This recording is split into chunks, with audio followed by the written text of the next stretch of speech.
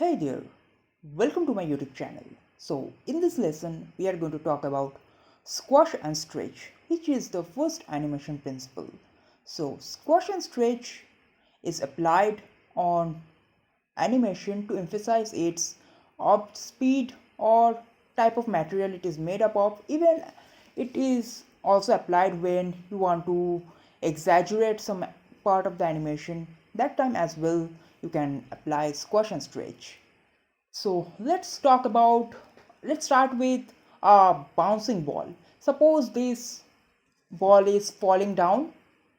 So as the ball falls down, due to its acceleration, we can emphasize its speed with the help of stretch. So the more the speed of the ball is increasing, it is stretching, and it is stretching maximum when it is almost going to touch the ground, and when it strikes the ground it is squashing to emphasize that strike. So this is how you can apply squash and stretch, and this is what ball bounce with squash and stretch looks like and without squash and stretch.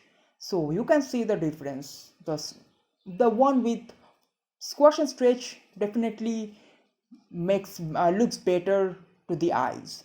So this is how you can apply squash and stretch to lots of other ways as well. Even a bouncing ball we have talked about in this, and even when you can you can emphasize some character's face with help of squash and stretch like this. When the character is just closing its eyes, it is squashed, and when it's opening its eyes, it is stretched to emphasize the character's face reaction. So there are a lot of ways you can apply squash and stretch. Suppose with a jumping animation, suppose when a character is jumping, it will just go down a bit and its body will squash, and after that when it is trying to jump, so before it just leaves the ground, it will stretch its body. It will not stretch its body, but we can emphasize that particular animation with by stretching that character's body. And when it is on the top, it will just uh, goes back to its normal form. And after that, when it just about to hit the ground, it will again stretch and then again squash, and then again goes back to its normal form. So like this you can apply squash and stretch to character animation and even face animation and even lots of other ways. Okay, so let's talk about few technical parts of squash and stretch. Well, there are a lot of a lot of beginning animators who struggle to apply squash and stretch. They basically squash stretches that, and the whole ball thing in such a way that it stretches too much, or if it's squashed, then it squash it too much.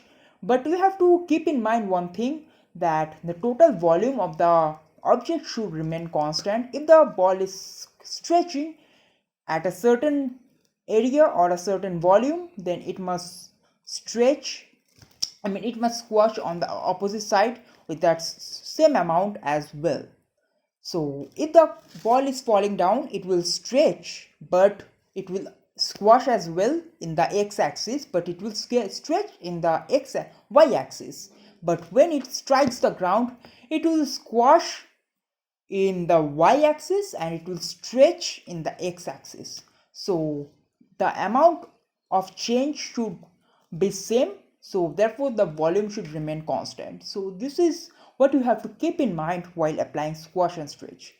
So hope you got the concept about squash and stretch. So this is all about in this lesson. If you like this video, then make sure to hit that like button, and if you have any doubt regarding the video, make sure to comment down below. I will be happy to help you out. And if you are here for the first time, make sure to subscribe this channel and hit that bell notification button to stay notified for all the future updates. Until then, goodbye.